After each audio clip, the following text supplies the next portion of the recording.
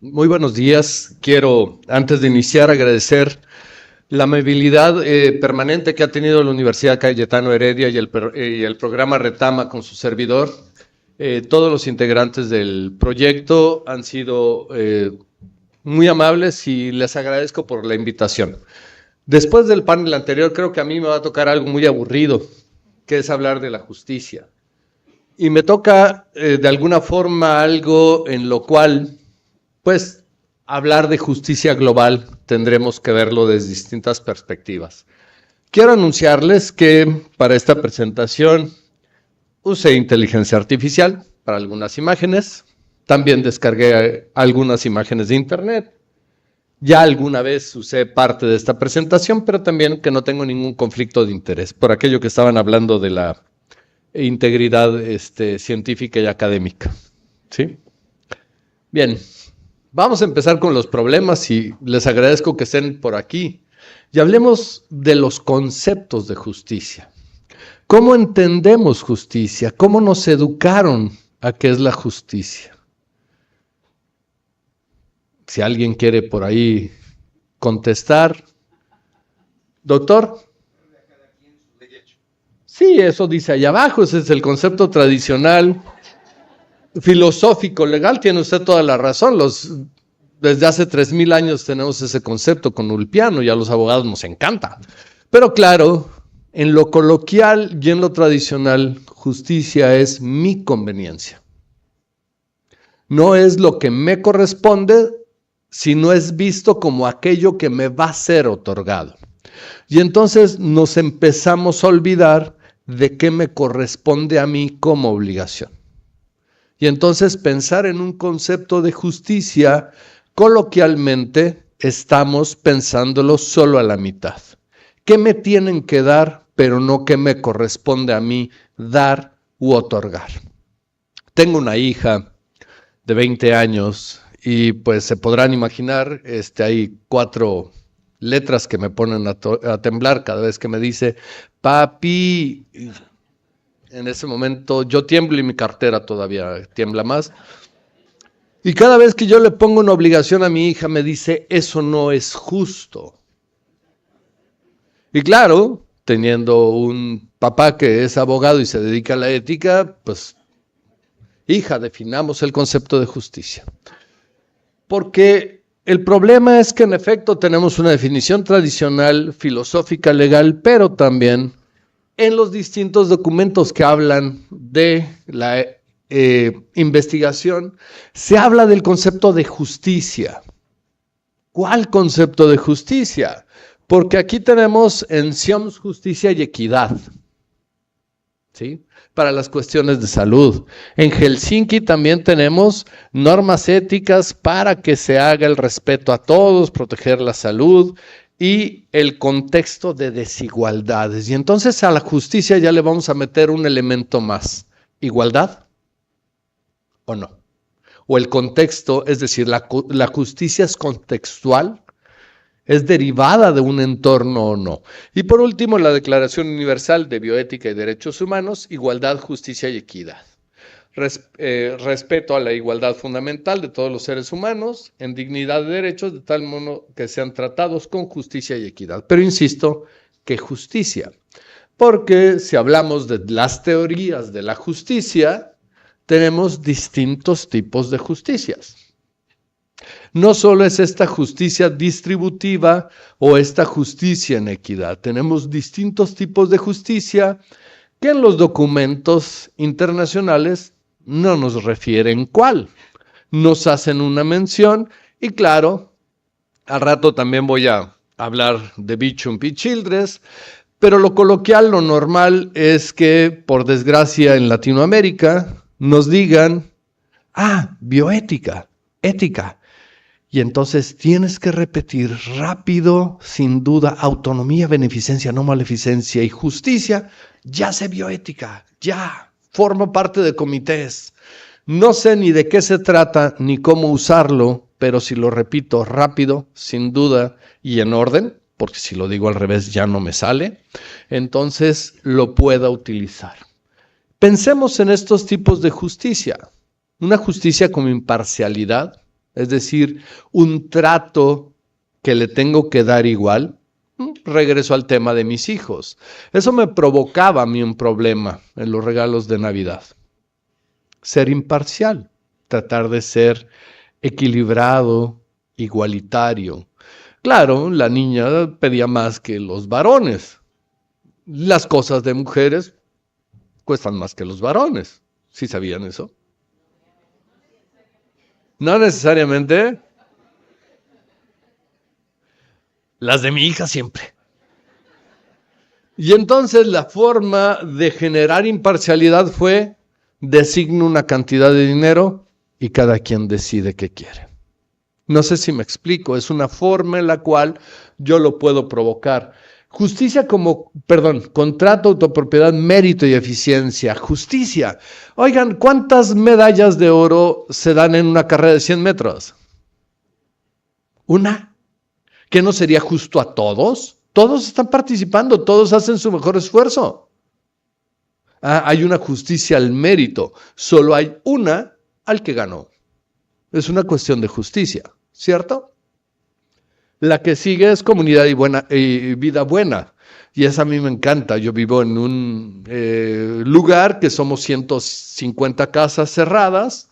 Y claro, es mi casa. Yo puedo hacer en ella lo que yo quiera, ¿cierto? Es mi propiedad.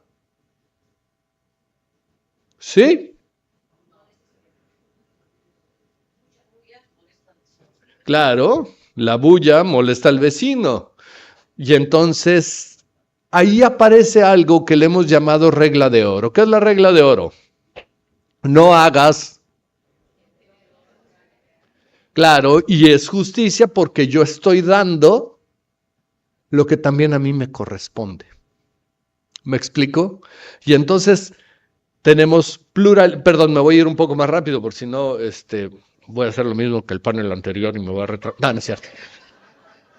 Ya sé que no fue culpa y los disfrutamos, pero pensemos también en esta parte y quiero hacer justicia como empoderamiento.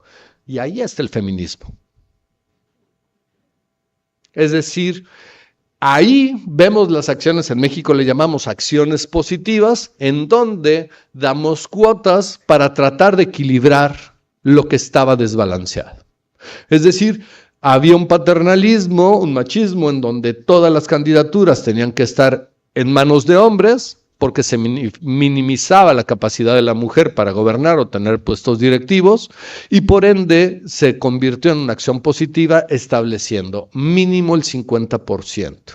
Y entonces se empieza a generar un parámetro de justicia a través de romper la igualdad, dándole un beneficio temporal, mientras nos acostumbramos. Y obviamente tenemos justicia democrática, en donde es muy simpático porque nuestro voto vale lo mismo que el de al lado. En México tenemos uno de los grandes millonarios del mundo, Carlos Slim, que también aquí ya vi claro video, también aquí está. Su voto vale lo mismo que el mío. Como estoy en manos de médicos, su apéndice vale lo mismo que el mío. ¿O no? Y entonces pensemos cómo vamos generando o qué justicia. Y por último, la que vamos a hablar de una justicia global, cosmopolita. Y es hablar de globalización. Y hablar de globalización, tenemos que pensar esta felicidad de los años 90. Empezamos a hablar de una aldea global. Empezamos estos procesos en los cuales los distintos países se mezclaban para conseguir cosas. En el año 1994, México firma su primer tratado de libre comercio con América del Norte, es decir, Canadá y Estados Unidos. Y a partir de ello empezamos a firmar tratados. Pero también desde los años 40 habíamos empezado con los organismos multinacionales a tener tratados en materia de derechos humanos, en materia de comercio y muchas otras cosas. Pero entonces empezamos a tener otro tipo de obligaciones y también de contextos. Pero también de una economía mundial. Híjole, para mí esto es un contexto muy especial. Yo soy previo, nací antes de esos tratados de libre comercio. Y también me tocó un México nacionalista. Y un México nacionalista en donde somos superiores a cualquiera. Ja. Decírselos a ustedes llama la atención, ¿cierto? Porque nos tratábamos de convertir nosotros en los líderes de Latinoamérica, o al menos eso decían nuestros gobernantes, lo cual era bastante patético, ¿no? Era, perdón que lo diga así, éramos el perro chihuahua que le ladraba a Estados Unidos y ya con eso nos convertíamos en los valientes del entorno. Pero obviamente esto también generó esta corriente llamada neoliberal. Y hablamos de un contexto de economía mundial, en donde desarticulamos muchas de las estructuras productivas nacionales en aras de una competencia o de un precio. México desmanteló toda su producción de vacunas. ¿Por qué? Porque en el extranjero se producían más baratas. México desmanteló parte de su sistema de salud. ¿Por qué? Porque subrogarlo es más barato. Y entonces entramos a otro entorno en donde la economía se manejaba bajo un interés distinto, no necesariamente mejor. Y obviamente eso también no podemos ser tan ingenuos de no pensar que estamos respondiendo a cuestiones y a presiones económicas. La economía manda. Hay por ahí un ejemplo de campaña en Estados Unidos en donde al candidato le tienen que decir, es la economía, estúpido, para tratar de que dejara de hacer política y conmover la economía, iba a ganar todo el electorado a su favor, simplemente con la promesa de la mejoría económica. Y entonces, ¿cómo le vamos a hacer? Porque los que viven en los países ricos tendrán acceso a todas las cosas, mientras que el resto de los países vamos a estar sujetos a veces o a la dependencia de ellos o a lo que les sobre a ellos. ¿Con qué lo decimos? ¿Con medicamentos o con alimentos? México más o menos está en el 50% de soberanía alimentaria. Está exportando el 50% del maíz ya de Estados Unidos. Encima en México, por una cuestión ideológica, estamos prohibiendo muchas plantaciones, ¿cómo se llama? Transgénicos, ¿verdad? Y lo estamos haciendo solamente por un aspecto, insisto, de carácter nacionalista. Hay una diferencia grande entre justicia global y justicia internacional. La justicia global va a buscar a los individuos, mientras que la justicia internacional va a estar más buscando que sea a partir de los estados. La justicia global busca, si bien en la concha o en el caparazón del estado, el beneficio de las personas. Eso es justicia global. Y claro, a partir de eso también nos empezaron a hablar de derechos humanos de una siguiente generación. Ya no solo son los individuales, ya no solo son los sociales, ahora son los globales. Estos mecanismos, como puede ser el medio ambiente, en donde lo que hagan en China me puede afectar a mí. Y entonces pensamos en la humanidad, ya no solo en México, ya no solo en Perú, ya no solo en mí, sino en humanidad y globalidad. Y obviamente tenemos que buscar bienestar de individuos y poblaciones. Pero ¿qué vamos a hacer con nuestros profundos desniveles? Si no atendemos las variables y los determinantes sociales de la salud, es imposible que haya justicia. Y para tratar de atender a lo mismo, tendríamos que estar pensando en cuáles son las decisiones y las políticas e instituciones para poderlo hacer. La charla anterior respondía a lo mismo, políticas e instituciones respecto de integridad científica. Y hubo una pregunta muy buena, a mí me gustaba cuando hablaban de las instituciones. Claro, la institución, la normativa son elementos, pero también nos hace falta una infraestructura, nos hacen falta incentivos y nos hace falta presupuestos. Y entonces pensar en justicia es ¿a qué nos estamos dedicando? No solo los ciudadanos, sino los gobiernos. Porque yo puedo clamar por la justicia global en la investigación, pero ¿qué estoy haciendo al interior de mi país? Y es un poco también regresar a este contexto de cuál es mi derecho, pero también cuáles van a ser mis obligaciones cuando pienso en este sentido. Y empezamos con los problemas. Yo no quiero ser negativo, pero también no quiero ser ni ingenuo ni quiero ser poco realista. Y empezamos a cambiar los protocolos de investigación multinacionales multicéntricos. Se fueron yendo de Europa y de Estados Unidos y empezaron a llegar a México y todos lados, todos los países que están en subdesarrollo. Primeras fases allá y todo lo demás a nuestros países. Yo les puedo decir, México, aquí tuvieron su vacunagate, nosotros también lo tuvimos, nada más que fue menor el escándalo. Yo fui conejillo de Indias para China. A mí me tocó CanSino, por decreto a todos los profesores nos tocó CanSino. Nosotros fuimos la prueba, sin habernoslo dicho. Nos obligaron y pues de alguna forma no nos obligaron, pero fue la que nos ofertaron. Antes, muchas veces que al personal de salud. ¿Sí? Tenían una base y una estructura que necesitaban que probablemente no iba a cuestionar tanto. Y entonces a México llegaron todas las marcas de vacuna y se ocultaron todos los contratos de compra por cuestión de seguridad nacional.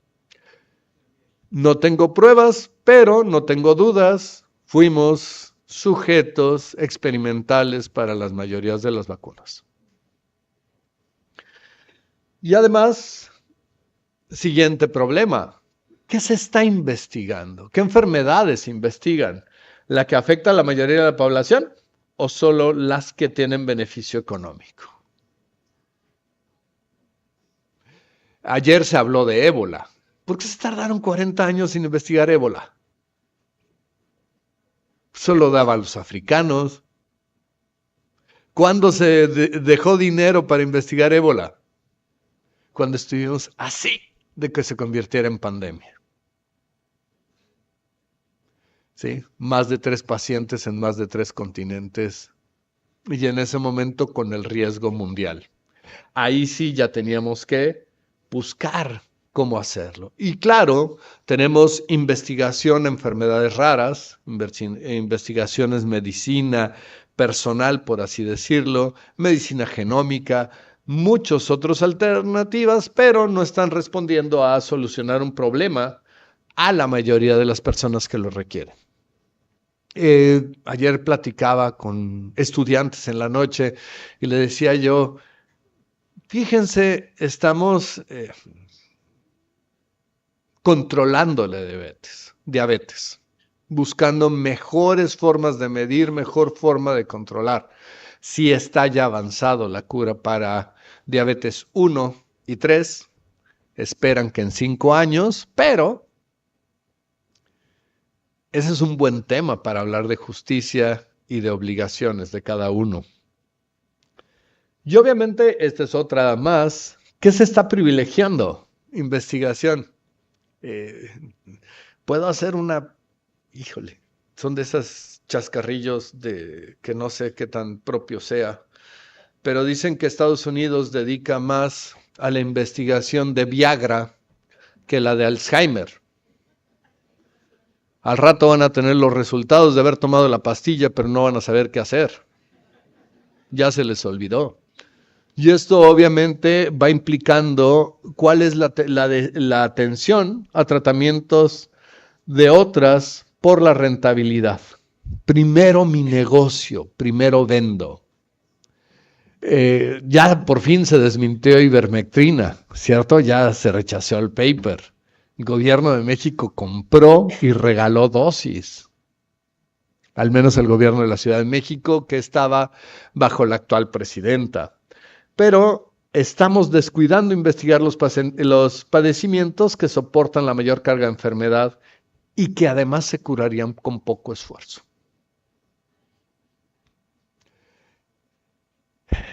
Y en salud pública se llama vacunas.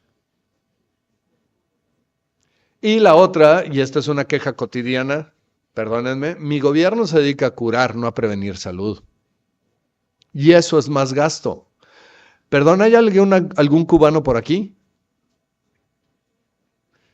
¿Por qué Cuba tiene tan buena medicina preventiva? ¿Mande? No hay plata. Por lo tanto, prevenir es la única alternativa. Aquí, antes de que te vea el doctor, te sientas enfrente de él, medicina privada. Yo sé que, perdón, no es aquí, es en Italia.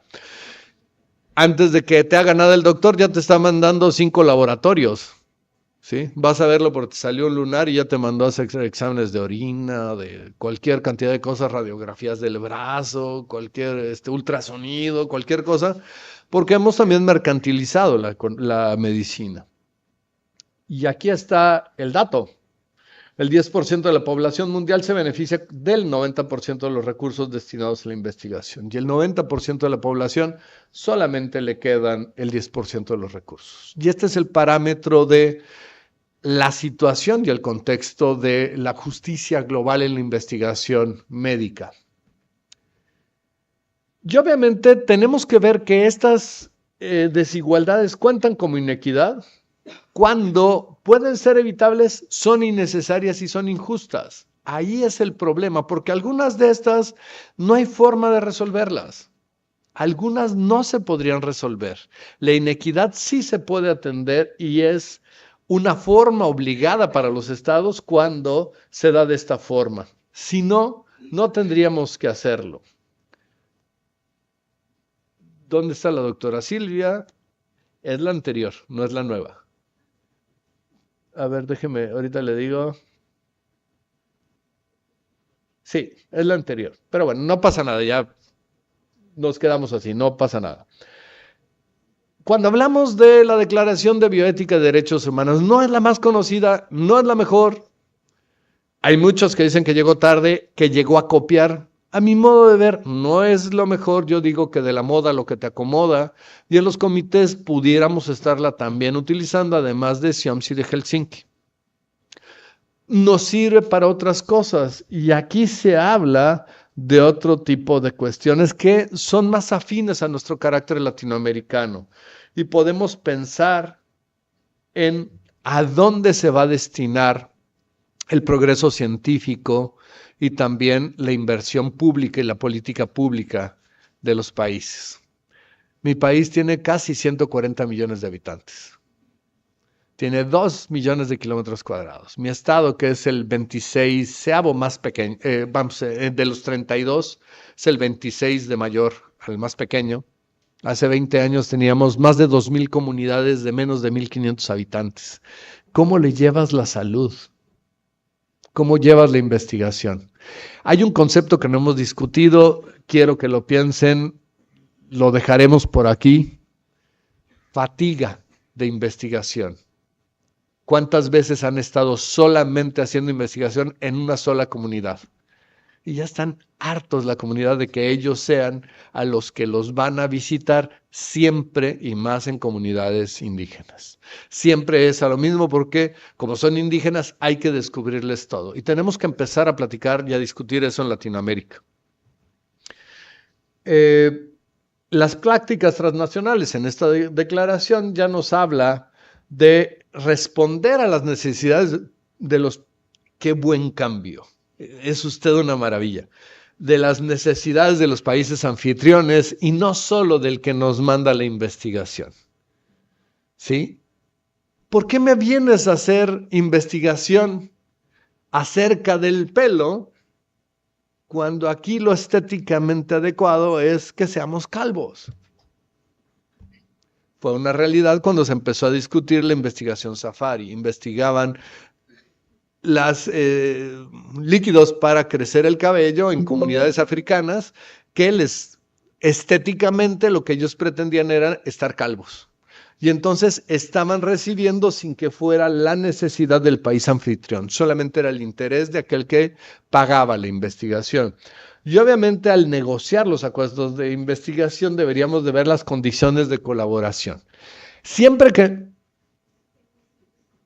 estamos hablando de investigación, lo vemos en los comités también nos encanta decir, que nos dejen, porque si funciona el medicamento, que se lo dejen de por vida a las personas. Sí, pero a veces en cuestiones comunitarias resultaría mejor un pozo. Y el agua potable es cuestión de salud pública. Y no solo beneficiaría a las personas que participaron, sino a toda la comunidad y al futuro de la misma. Entonces tenemos también que replantearnos y repensar qué es lo que vamos nosotros a exigir cuando hablemos de justicia y cómo la vamos a desarrollar y cómo la vamos a pensar. Aquí está Bichon P. Childress en 8ª edición, para que no tengamos problemas, pero estamos de acceso justo a la salud. Necesidades globales, pero ellos hablan de estos condicionantes sociales. Vamos a poder romper esa barrera y quiero hablar de los objetivos del desarrollo sostenible de una forma en la cual los objetivos primero del milenio a mí me gusta explicar. La ONU, más o menos por 1995, dijo, oye, qué bonitos tratados internacionales hemos firmado, ¿verdad? También bonitos, dicen cosas bien bonitas. ¿Y cuándo hacemos algo? Y entonces nos establecimos metas, condiciones para volver efectivo lo que estaba en el papel.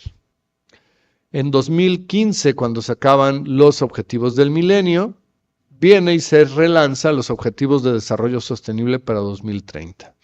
Y el que era entonces director de la ONU decía, sí, somos demasiado ambiciosos, pero es que queremos tirarle lo más alto posible para ver qué llega. En los objetivos de milenio, sobre todo en los aspectos de salud, el único que se quedó por debajo del cumplimiento fue África subsahariana. Y entonces no tienen todas las condiciones. Vean cómo dentro de nuestro carácter de ser países subdesarrollados, no estamos tan mal, pero eso nunca me va a consolar, porque pudiéramos estar mucho mejor. ¿Qué nos impediría estar mucho mejor? ¿En qué deberíamos estar pensando? ¿Quién hace las políticas? ¿Realmente los gobernantes conocen la situación, las necesidades, o lo hacen bajo una idea, ustedes saben de eso, de un paternalismo de tú no opines, yo sé que es bueno para ti? Yo digo que aquí es bueno un puente peatonal, no de coches, aunque el barranco, la obra lleve... Yo estoy de metiche, ¿verdad? No sé cuántos años, pero de una vez que sea puente solo peatonal. ¿Por qué no hacerlo para otro esquema o otras cosas? Yo sé, ya será después que les hagan ese, en 2 años a alguien, o en 5 se le va a ocurrir, hubiera sido mejor en vehículo. Encarcelamos a los anteriores, ahora construimos otro, y ya estarán otros 10 años esperando que lo acaben, ¿no? Entonces, ese es un primer problema. ¿Cuál es? Y aquí les recomiendo que vean a la ganadora del Premio Nobel de Economía, a Esther Duflo, en la economía social para combatir la pobreza. Ella usa un modelo científico para buscar aplicar políticas públicas para combatir la pobreza. Ellos están experimentando en 450 comunidades de la India con 3 alternativas para ver qué política pública funciona mejor. Rápido, para no distraerlos, el caso de dengue, dicen, pues lo rápido y barato es velos, cortinillas. Si se las regalo, no les importan, no las usan. Si se las vendo a precio más o menos, las usan. Si se las vendo muy caro, las guardan porque no quieren que se les gasten. Si se las regalo, las usan hasta para redes de pescar.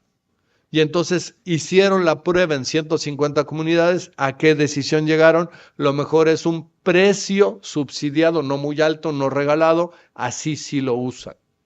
Vacunación. ¿Cuánto me cuesta? Pues es muy fácil. Me cuesta que cada niño no vacunado se enferme. ¿Qué hago?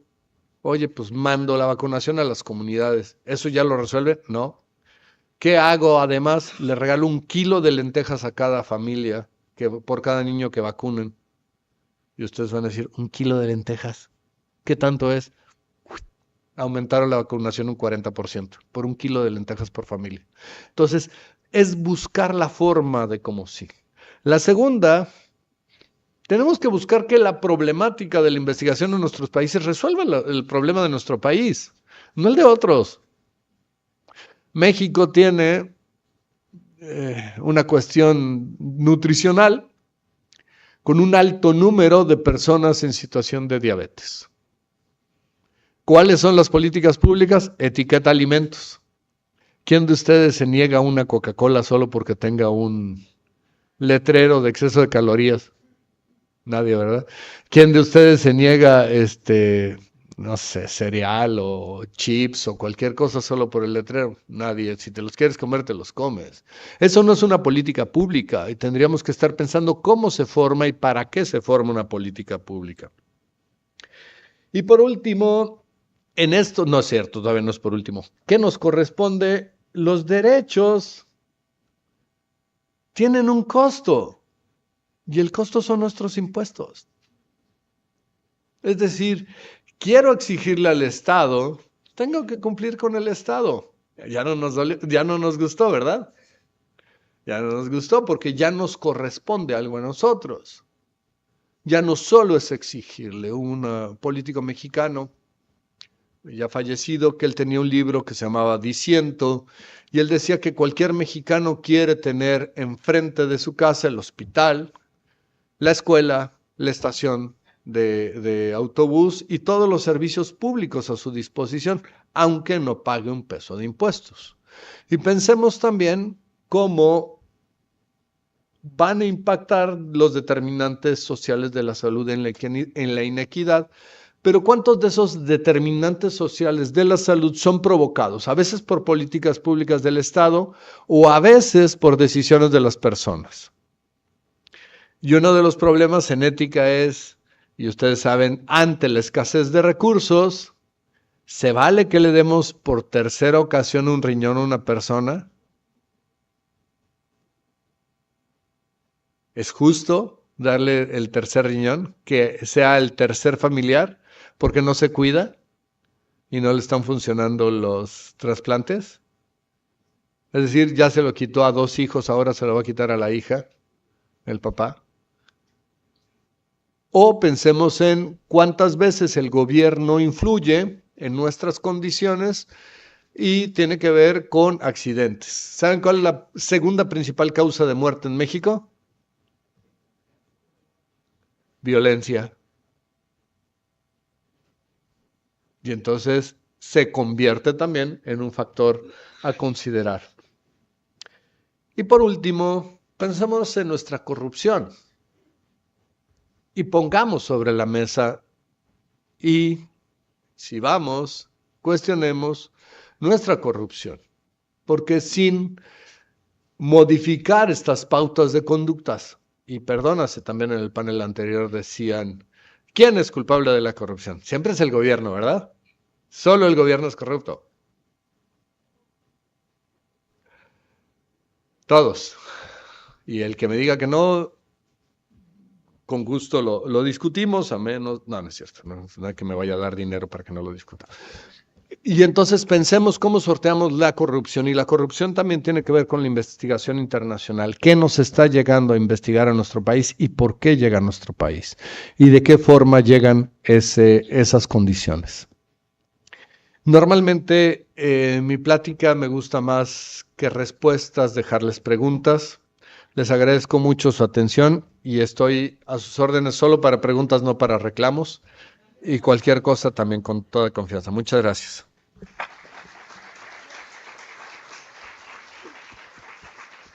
Si alguien tuviera alguna pregunta. ¿Ya tan rápido? Doctor, muy interesante.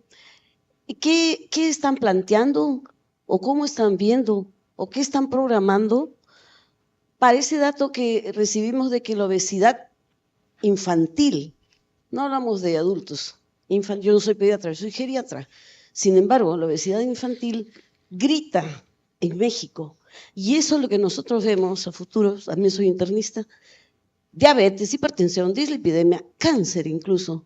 Hay patologías, algunos cánceres asociados a obesidad.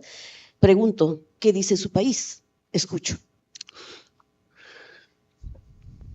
Me va a hacer llorar. Mire, el problema es que mi país cree que por cambiar una ley cambia la realidad y que las cosas se desaparecen por decreto. Y hay una argentina, Segato, que habla, y es un escrito maravilloso acerca del feminismo, y habla de qué debe de integrarse para poder tratar de cambiar una realidad. Y dice, ella está hablando de la Convención Internacional para erradicar todas las formas de discriminación en contra de la mujer. Dice, la CEDAW cada día es más eficiente en monitorear si el país cambia sus leyes, si estas leyes se convierten en políticas públicas, si esto está dotado de presupuesto, si a la vez el Poder Judicial lo conoce y lo puede exigírselo al Estado, pero también que la ciudadanía lo conozca y que cambien las estadísticas. De lo contrario, no pasa nada ni cambia nada. ¿Qué tendríamos que estar haciendo en México realmente para el concepto de la alimentación infantil? Uno, educación. Pero no basta educar al niño. Tenemos que educar, además del niño, a los padres, porque se ha convertido en una cuestión cómoda.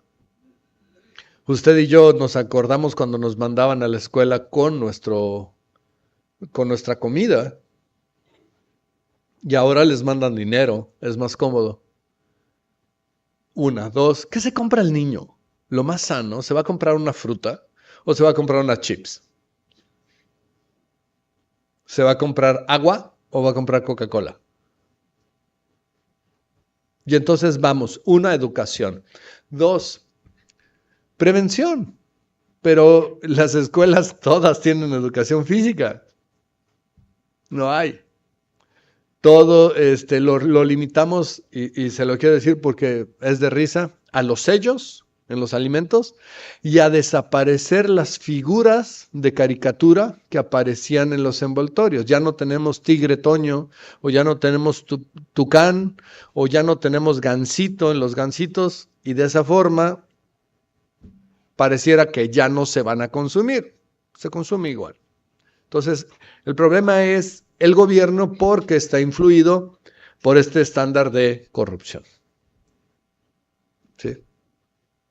Es todo un problema, déjeme decirle. Un día estaba hablando en una fundación acerca de las fundaciones de trasplantes. Yo estaba hablando de cuidados paliativos y estaba yo espantado. Se la pasaron hablando de trasplantes, nadie habló de prevención.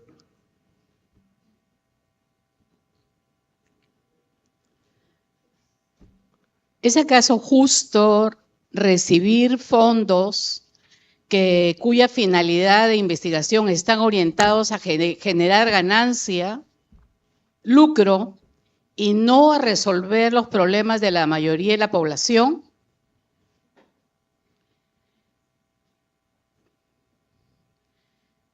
Si estamos hablando de la investigación en medicina, ¿podríamos decir que es acaso o no la industria farmacéutica la que genera y provoca cantidad, vamos a decir, de corrupción en la investigación o no? A ver, la industria no son santos, eso lo tenemos claro. Y el que me diga que no, también no seamos inocentes, la industria no es santa. Pero preguntémonos, una, ¿por qué están costando tanto los medicamentos? ¿Solo está inflando los precios o también hay condiciones de dificultad para el desarrollo de la medicina? Una. Dos, en Estados Unidos, Liz, me corriges, empezó a haber mucho proceso de chantaje de aquellos participantes en investigación que a la mitad de la investigación le decían, ya me voy. No, no te vayas, me vas a echar abajo todo el protocolo y la investigación. Entonces, dame más o págame más. Entonces también empezó a haber un proceso de chantaje de esa forma y se empezó a encarecer. Y entonces la industria farmacéutica empezó a ver la ganancia como el objetivo central. ¿Por qué? ¿A quién le vamos a encomendar el gasto de dinero? Los gobiernos abandonaron la búsqueda de las soluciones. ¿En manos de quién? De la empresa, y la empresa es la que hace dinero. Y de pronto la empresa, para no perder la patente, porque ya se le va a vencer, le hace una pequeña variable y extiende. Esa es la realidad.